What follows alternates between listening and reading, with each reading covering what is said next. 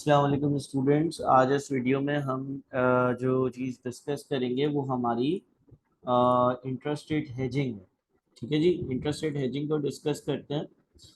सबसे पहले हम ये समझते हैं why there is a need for hedging, यानी कि इंटरेस्ट रेट की हेजिंग की आखिर ज़रूरत क्या है। एग्जाम्पल लिख लेते हैं। टुडे इज़ 1 जनवरी 2020। आज 1 जनवरी 2020 वाला दिन है। A UK-based company will require £100,000 for 6 months, starting 3 months from today, that is 1 April 2020। देखिए, आज जो दिन है ना, आज है 1 जनवरी 2020 वाला दिन। ठीक है, आज का जो दिन है वो है 1 जनवरी 2020 वाला दिन। और आज से ठीक 3 महीने बाद, जनवरी फरवरी और मार्च के गुजरने के बाद, पहली अप्रैल वाले दिन एक कंपनी को 6 महीने के लिए 1 अप्रैल से ऑनवर्ड 6 महीने के लिए £100,000 के लोन की जरूरत है। The interest rate today is 10% per annum. आज जो इंटरेस्ट रेट है वो 10% पर एनम है। However, since we will borrow funds after 3 months from today, लेकिन क्योंकि जो बोरिंग होगी वो आज से 3 महीने बाद होगी, द रेट में चेंज एट दैट टाइम। तो ऐसा हो सकता है कि 3 महीने बाद का जो इंटरेस्ट रेट हो ना वो चेंज हो जाए। अब देखें, आपको बोरो करना है, आपको ये खतरा होगा कि बाद में इंटरेस्ट रेट जो है वो 10 के बजाय 12, 15, 20% ना हो जाए। ठीक है। However, since we will borrow funds after 3 months from today, the rate may change at that time. So there is a risk that the interest rate will increase to maybe 12 or 13% and make borrowing more expensive. ऐसा हो सकता है ना कि भाई जब हम 1 अप्रैल को लोन लेने जाएं, पता चले कि इंटरेस्ट रेट 12% हो गया है, 13% हो गया है, 15% हो गया है, तो हमें ज़्यादा इंटरेस्ट देना पड़ेगा। लिहाजा हम इंटरेस्ट रेट हेजिंग के टूल को इस्तेमाल करते हैं और किसी तरह से इस बात को कंट्रोल करने की कोशिश करते हैं कि अगर इंटरेस्ट रेट इंक्रीज हो भी जाए तो हमें ज़्यादा इंटरेस्ट ना देना पड़े, या कुछ इंटरेस्ट में कमी पेशी हो जाए, या किसी तरह से हम इस बढ़ने के इम्पैक्ट को किसी तरह से हम अपने पास कंट्रोल कर लें। अच्छा जी, इंटरेस्ट रेट हेजिंग की टेक्निक से कुछ एक है forward rate agreement, interest rate future, interest rate option, interest rate swaps. Forward rate agreement में क्या होगा? These are very similar to forward rate contracts that we discussed in foreign exchange currency risk management. जिस तरह से foreign exchange currency risk management का topic आपको याद होगा, उधर हमने फॉरवर्ड रेट एग्रीमेंट्स की बात की थी, जिसमें हम लोग फ्यूचर का एक रेट जो है वो डीलर के साथ आज ही डिसाइड कर लेते हैं। तो जो आपके फॉरवर्ड रेट एग्रीमेंट्स है इसी तरह के हैं। It is a contract arrange now that fixes the rate of interest for a future loan और डिपॉजिट। ये एक ऐसा कॉन्ट्रैक्ट होता है जिसमें आज आप फिक्स कर लेते हो कि बाद में मैं जब आपसे लोन वगैरह लेने आऊंगा या आपके पास पैसे डिपॉजिट करवाऊंगा तो XYZ रेट अप्लाई होगा regardless of the rate in the market. एक एग्जांपल के सूरज को समझते हैं। Today is 1 January 2020 and lab company will need a 10 million loan. एक कंपनी है जिसका नाम है लैब कंपनी। आज 1 जनवरी वाला दिन है और एक कंपनी है लैब कंपनी जिसको 10 मिलियन की जरूरत होगी फॉर 6 मंथ्स स्टार्टिंग फ्रॉम 1 अप्रैल। पहली अप्रैल वाले दिन से यानी कि जनवरी फरवरी और मार्च के गुजर जाने के बाद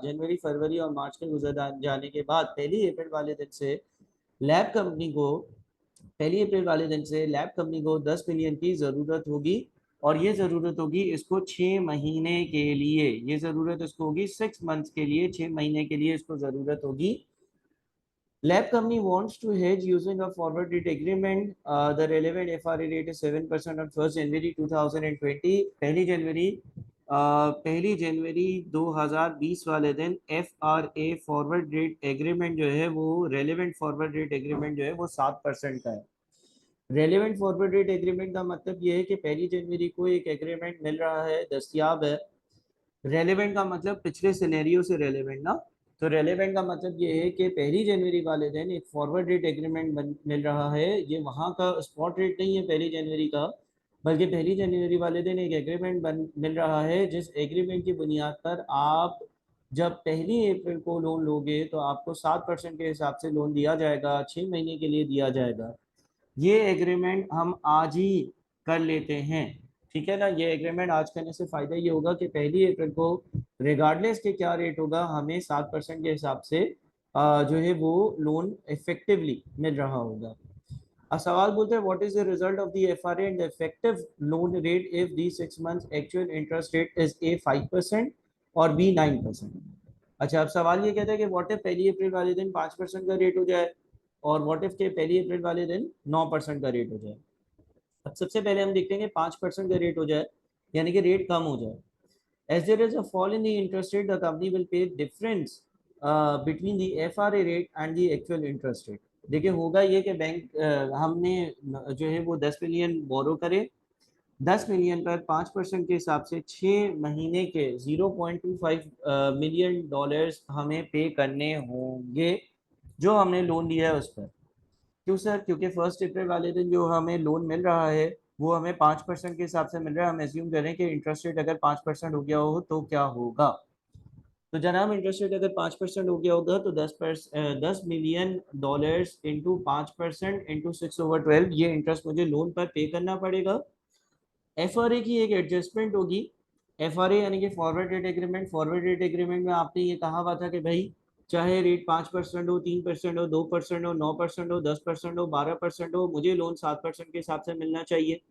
लिहाजा क्योंकि आपने एफआरए किया हुआ था तो आप 2% एक्स्ट्रा इंटरेस्ट भी बेयर करोगे और आपकी जो नेट पेमेंट होगी 0.35 मिलियन की होगी और इफेक्टिव रेट जो होगा 0.35 मिलियन का इंटरेस्ट है डिवाइडेड बाय लोन की अमाउंट इंटू 100 इंटू 12/6 क्योंकि वो 6 महीने के हिसाब से सारी चीजें। ठीक है, इफेक्टिव रेट ऑफ इंटरेस्ट का मतलब है इफेक्टिवली आपको लोन कितने का पड़ रहा है। Effective rate of interest calculate करने के लिए आप ऐसा कर सकते हो कि आप 0.35 को पहले 12/6 से मल्टीप्लाई करो। ये 0.35 जो है वो 6 महीने का इंटरेस्ट रेट था ना, तो 6 से डिवाइड किया और 12 से मल्टीप्लाई किया तो 0.7 हो गया।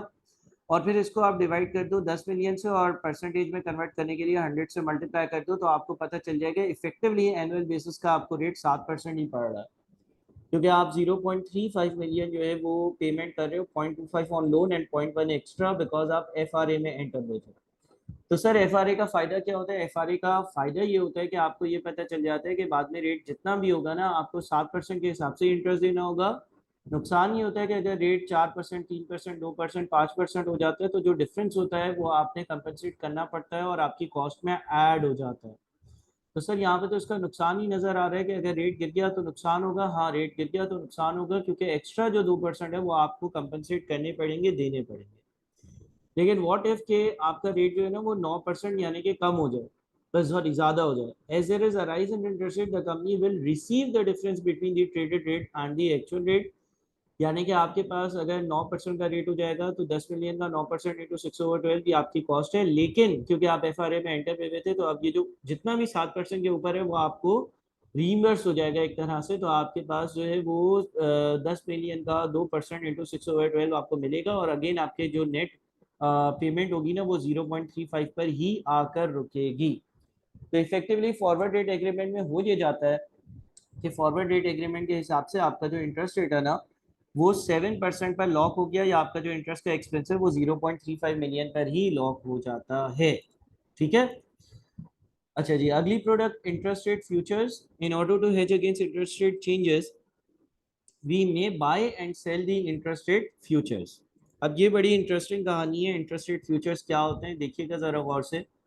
लेकिन वो कहता है कि इंटरेस्ट रेट फ्यूचर्स के जरिए अगर हेजिंग करनी हो ना तो इंटरेस्ट रेट फ्यूचर्स जो होते हैं उसको हम बाय और सेल करते हैं। अच्छा, फ्यूचर्स की मार्केट में हमने पहले भी ये देखा है कि हम ऐसा भी कर सकते हैं कि पहले कोई चीज़ बाय करें और फिर उसको सेल करें, या फिर हमने ये भी देखा कि पहले हम सेल करें और फिर हम उसको बाय करें। One thing to note is that interest rate future prices are always quoted as 100 minus interest rate. So if the interest rate increases, the futures price will decrease. अब ये बड़ी इंपॉर्टेंट बात है कि इंटरेस्ट रेट फ्यूचर्स जो है ना उसकी कोटेशन कैसे होती है? 100 minus interest rate. 100 minus interest rate के हिसाब से जो है वो कोटेशन होती है। तो अगर कभी भी इंटरेस्ट रेट इंक्रीज होगा तो फ्यूचर्स की प्राइस डिक्रीज होगी। सर इसको एग्जाम्पल के जरिए समझाएं। देखिए मिसाल के तौर पे इंटरेस्ट रेट 10% है और फ्यूचर्स की प्राइस जो है ना वो 90 है। 90 कैसे आया sir? 100 minus interest rate. 100 minus interest rate का मतलब ये हो गया 100 माइनस 10। 100 माइनस 10 हो गया 90। अगर इंटरेस्ट रेट जो है वो 12% पर चला जाता है यानी कि 10 से 12 पर जाता है यानी कि 2% से इंक्रीज हो जाता है तो फ्यूचर्स की प्राइस जो है वो हो जाएगी 100 माइनस 12 यानी कि 88। ठीक है। तो यहाँ पर ये जो बात लिखी हुई है ना कि अगर इंटरेस्ट रेट इंक्रीज होगा तो फ्यूचर्स की प्राइस है वो क्या होगी, डिक्रीज होगी। 10% पे 90 था तो 12% पर 88 हो गया। ठीक है। अच्छा, इंटरेस्ट रेट फ्यूचर्स के बारे में आगे लिखा हुआ है, एक एग्जांपल दी हुई है इसको समझाने के लिए, अब इसको जरा समझिएगा। टुडे 1 जनवरी 2020, आज 1 जनवरी 2020 है। Interest rate 7% per annum. A company wishes to borrow 6 million for 3 months starting 3 months from today. 3 month April interest rate futures are available at 93. Assume that on 1st of April the interest rate rises to 9% and the future prices changes to 91. अब देखें हो क्या रहा है। हो ये रहा है कि आज 1 जनवरी है, आपको लोन आज नहीं चाहिए, या आज का इंटरेस्ट रेट है, या आज का इंटरेस्ट रेट है, या आज का इंटरेस्ट रेट है। कंपनी को 6 मिलियन का लोन चाहिए, 3 महीनों के लिए चाहिए, आज से 3 महीने बाद, यानी कि जनवरी फरवरी और मार्च गुजर जाने के बाद कंपनी को जो लोन चाहिए ना वो 1 अप्रैल से चाहिए। कंपनी को जो लोन चाहिए वो 1 अप्रैल से चाहिए। जनवरी फरवरी और मार्च के गुजर जाने के बाद अप्रैल मई और जून के लिए चाहिए। अप्रैल मई और जून के लिए चाहिए, यानी कि 1 अप्रैल से हम कह सकते हैं 1 जुलाई तक का हमें लोन जो है उसकी जरूरत है। अब डर इस बात का होता है कि जो इंटरेस्ट रेट आज 7% है वो बाद में जाकर इंक्रीज ना हो जाए। ठीक है। अच्छा, आज जो आपके पास फ्यूचर्स अवेलेबल है ना वो 93 के हैं। 93 के 7% का इंटरेस्ट रेट है, फ्यूचर्स की प्राइस 93 है। Assume that on 1st April the interest rate rises to 9% and the future price changes to 91. Assume कर लो कि 1 अप्रैल वाले दिन इंटरेस्ट रेट 9% हो जाता है और फ्यूचर्स की प्राइस 91 हो जाती है। हमने ये पढ़ा है ना कि इंटरेस्ट रेट इंक्रीज होगा तो फ्यूचर की प्राइस क्या हो जाएगी, डिक्रीज हो जाएगी। और फ्यूचर्स की प्राइस अभी फिलहाल कैलकुलेट करने के लिए हम लोग 100 में से इंटरेस्ट रेट को माइनस करते हैं। टुडे, टुडे यानी कि 1 जनवरी को क्या करें, leave the transaction at risk and start a futures deal. यानी कि जो बोरिंग करनी थी ना वो आज ना करें। इंटरेस्ट रेट 7% है, लोन लेना है हमें 6 मिलियन का, लेकिन लोन हमें 3 महीने बाद लेना है तो उसके लिए कुछ भी ना करें, बल्कि हम एक फ्यूचर्स की डील को स्टार्ट कर लें। फ्यूचर्स डील स्टार्ट करने का मतलब ये है कि यानी कि या तो आज फ्यूचर्स बाय कर लें और बाद में हम सेल करें, या आज हम फ्यूचर्स को सेल कर दें और बाद में हम उन फ्यूचर्स को बाय करेंगे। Since we are worried that interest rates will go up and we know that if interest rate goes up the future prices go down, we will sell $6 million futures today at today's price which is 93. अब ये बड़ी important बात है, जब भी कभी भी किसी भी सवाल में किसी भी सवाल में किसी भी सवाल में किसी भी सवाल में अगर आपका सवाल लोन लेने या बोरोइंग से कंसर्न होगा तो बोरोइंग का मतलब ये होता है कि आपको ये खतरा होता है, आपको ये खतरा होता है, आपको ये खतरा होता है कि बाद का इंटरेस्ट रेट इंक्रीज ना हो जाए। डिक्रीज हो जाएगा तो फायदे की बात है ना। खतरा इस बात का होता है कि बाद का इंटरेस्ट रेट इंक्रीज ना हो जाए। और आपको पता होता है कि अगर इंटरेस्ट रेट इंक्रीज होगा तो फ्यूचर्स की प्राइस क्या हो जाएगी, फ्यूचर्स की प्राइस क्या हो जाएगी, फ्यूचर्स की प्राइस क्या हो जाएगी, कम हो जाएगी, फ्यूचर्स की प्राइस कम हो जाएगी। तो आप करते क्या हो, आप आज फ्यूचर्स बेचते हो और बाद में खरीदते हो। सर आज बेचते क्यों है, आज बेचेंगे ज्यादा में बिकेगा, बाद में खरीदेंगे कम में खरीदना पड़ेगा। आज बेचेंगे ज्यादा में बिकेगा, बाद में खरीदेंगे कम में खरीदना पड़ेगा। आज बेचेंगे ज्यादा में बिकेगा, बाद में खरीदेंगे कम में खरीदना पड़ेगा। तो हम सेल नाउ बाय लेटर पर जाते हैं। हम सेल नाउ आज बेचना, बाय लेटर यानी कि बाद में खरीदने पर जाते हैं। सर ये हमेशा होगा? हाँ, जब आपको लोन लेना होगा ना, लोन वाले केसेस में ऐसा होगा। डिपॉजिट वाले केसेस में इसका रिवर्स होगा, डिपॉजिट वाले केसेस में इसका रिवर्स होगा, डिपॉजिट वाले केसेस में बाय नाउ सेल लेटर होगा, या हम बाद में देखेंगे। लेकिन लोन वाले केसेस में सेल नाउ बाय लेटर होगा, क्योंकि आपको ये डर होगा कि इंटरेस्ट रेट इंक्रीज होगा। इंटरेस्ट रेट इंक्रीज होगा तो फ्यूचर्स जो है वो सस्ते हो जाएंगे, तो महंगे में बेचो सस्ते में खरीदो, मुनाफा कमाओ। तो यही यहाँ पे चीज लिखी हुई है कि आज हम 93 के हिसाब से फ्यूचर्स को खरीद लेंगे। एट 1 अप्रैल बोरो 6 मिलियन इंटू 9% इंटू 3/12। ये इंटरेस्ट बना आपका। 1 अप्रैल को आप लोन ले लीजिएगा, 9% के हिसाब से आपको लोन मिलेगा। 3 महीनों के लिए लोन लेना था तो 3/12 के हिसाब से 0.135 का इंटरेस्ट, मिलियन का इंटरेस्ट एक्सपेंस होगा। एंड गेन ऑन फ्यूचर्स, अब फ्यूचर्स पर गेन होगा, कैसे गेन कैलकुलेट करना है। गेन हो रहा है 2% का ना, गेन 2% का कैसे हो रहा है, 93 माइनस 91। ये परसेंटेजेस में तो 100 से डिवाइड, 6 मिलियन के फ्यूचर्स थे तो 6 मिलियन से मल्टीप्लाई और 3/12। या आप यूं समझ लो कि 2% ले लो डायरेक्टली। 6 मिलियन का आप 2% ले लो और उसको 3/12 से मल्टीप्लाई कर लो 3 महीने के लिए, तो भी 0.03 आएगा। तो यहाँ पर आपका गेन हुआ तो आपकी नेट कॉस्ट जो है वो 0.10 0.105 मिलियन पर चली जाएगी, यानी कि कम हो जाएगी आपकी नेट कॉस्ट, या आपको ये लोन जो है ना वो 0.105 के एक्सपेंस पर मिल रहा होगा। ठीक है जी।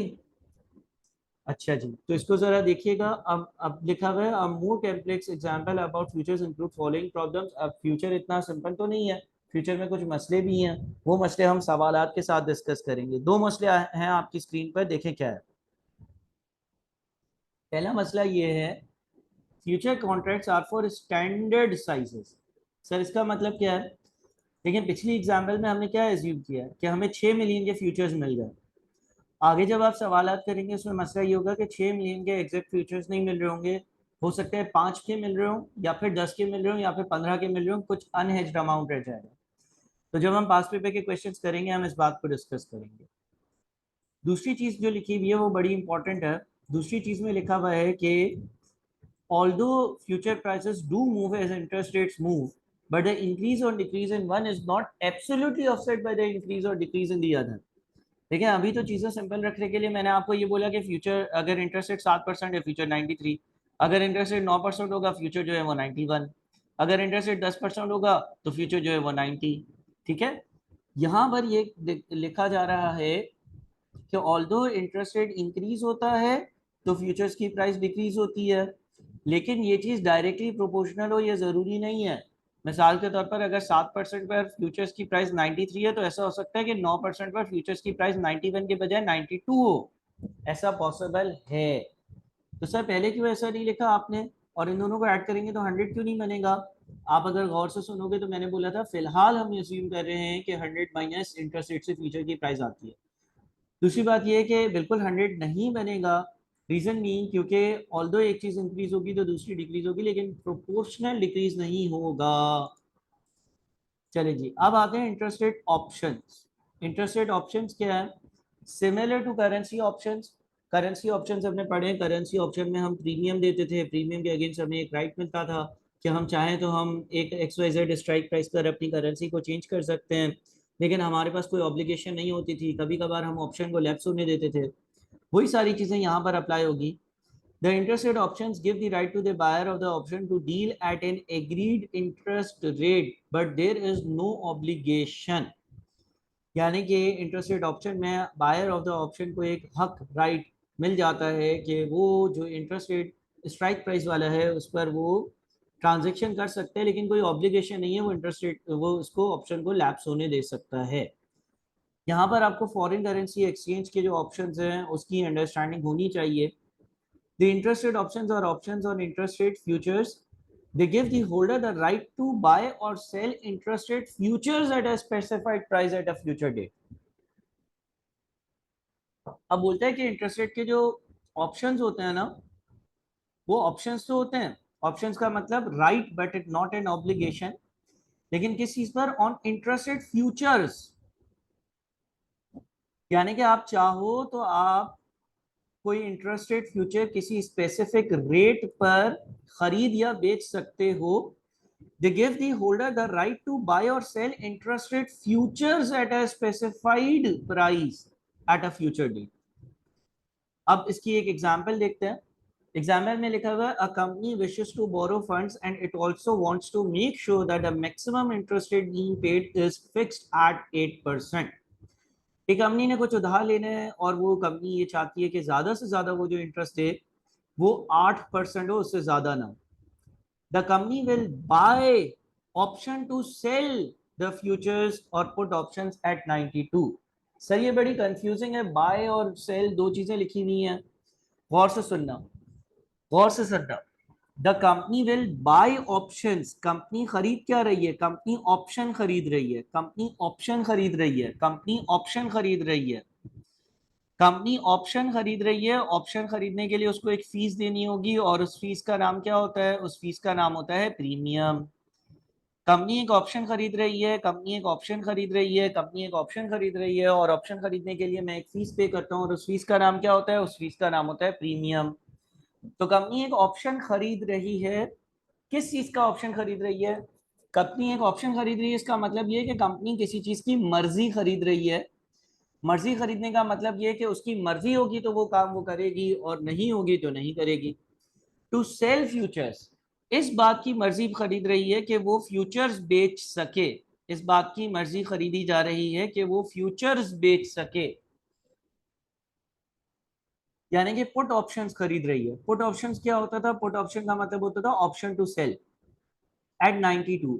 एट 92 का मतलब ये कि ये स्ट्राइक प्राइस है, यानी कि कंपनी ने एक फीस दी, कंपनी ने बोला यार ये फीस रखो और मुझे एक ऑप्शन दे दो कि मेरी मर्जी होगी तो मैं कुछ फ्यूचर्स होंगे अगर मेरे पास, तो वो मैं 92 पर बेच सकूं। The company will pay the premium for the option and by the option. अब सर 92 का पुट ऑप्शन क्यों खरीदा, कॉल ऑप्शन क्यों नहीं खरीदा? देखिए कंपनी ने लेना था लोन, कंपनी ने क्या करना था, कंपनी ने लेना था लोन और कंपनी चाहती थी कि ज्यादा से ज्यादा 8% का इंटरेस्ट देना पड़े। अब कंपनी को डर इस बात का होगा कि इंटरेस्ट रेट इंक्रीज ना हो जाए, इंक्रीज ना हो जाए। अच्छा, अगर इंटरेस्ट रेट इंक्रीज होगा, अगर इंटरेस्ट रेट इंक्रीज होगा तो फ्यूचर की प्राइस मार्केट में क्या हो जाएगी, डिक्रीज हो जाएगी। मिसाल के तौर पर 15% का रेट हो गया, 20% का रेट हो गया, 25% का इंटरेस्ट रेट हो गया, तो फ्यूचर की प्राइस शायद 85, शायद 80, शायद 75 हो जाएगी। तो सर फिर भी पुट ऑप्शन क्यों खरीदा? हम करेंगे क्या कि मार्केट से फ्यूचर्स खरीदेंगे। मिसाल के तौर पर 25% का इंटरेस्ट रेट है और 75 की फ्यूचर की प्राइस है, मार्केट में फ्यूचर जो है वो 75 का मिल रहा होगा और हमारे पास एक ऑप्शन है कि हम इसको 92 में बेच सकते हैं, तो हम 92 में बेचकर और जो डिफरेंस है उसका गेन जनरेट कर लेंगे। बात समझ रहे हो? फ्यूचर्स प्राइस की एक मार्केट होगी ना, मार्केट में 75 की चीज मिलेगी, वहां से खरीदेंगे और अपना ऑप्शन एक्सरसाइज करते हुए उसको 92 में बेच देंगे। तो इसीलिए मैंने सेल या पुट ऑप्शंस खरीदे हैं ताकि मैं किसी चीज को महंगे दामों बेच सकूं। लोन के केस में आप पुट ऑप्शंस के लिए जाओगे इसलिए क्योंकि आप उसको महंगे दामों बेच सको। The company will pay the premium for the option and by the options. अच्छा जी, अब देखें क्या लिखा हुआ है। अब लिखा हुआ है assume that when the time comes to borrow loan the interest rate has gone up to 13% and the future price is 87। बोलते हैं आप एज्यूम करो कि जब लोन लेने का टाइम आया तो जो इंटरेस्ट रेट था वो 13% था और फ्यूचर जो है वो 87 के थे।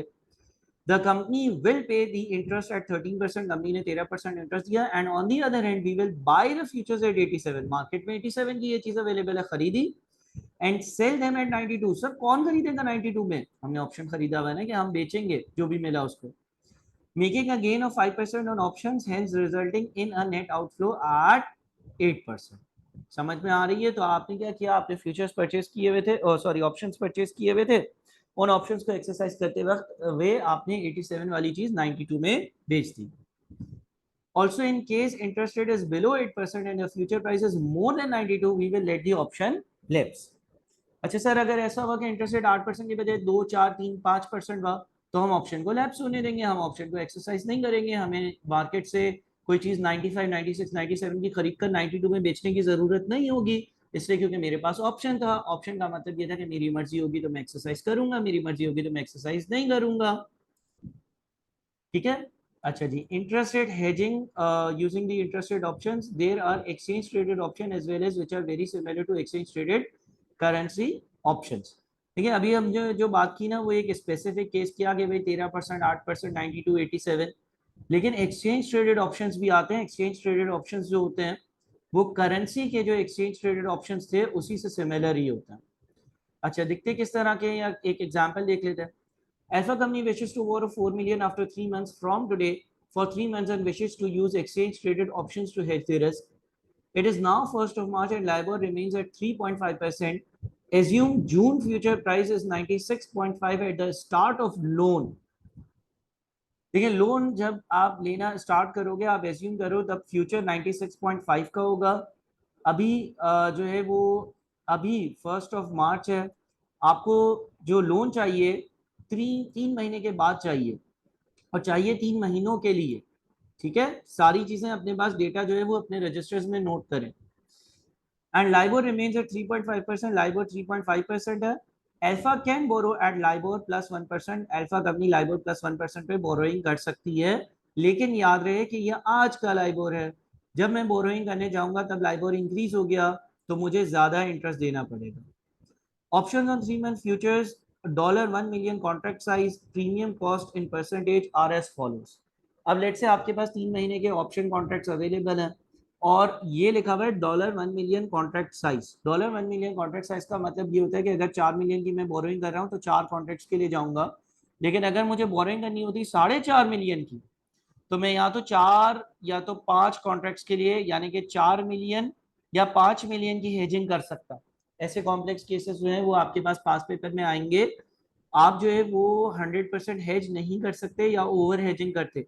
रीजन रीजन ये है कि भाई आपके पास जो कॉन्ट्रैक्ट्स है वो या तो आप 4 खरीद सकते हो या तो 5 खरीद सकते हो, या तो 4 million की हेजिंग होगी या तो 5 million की हेजिंग होगी। Size premium cost in percentage, premium की कॉस्ट है वो परसेंटेज में दी हुई है आर एस फॉलोज।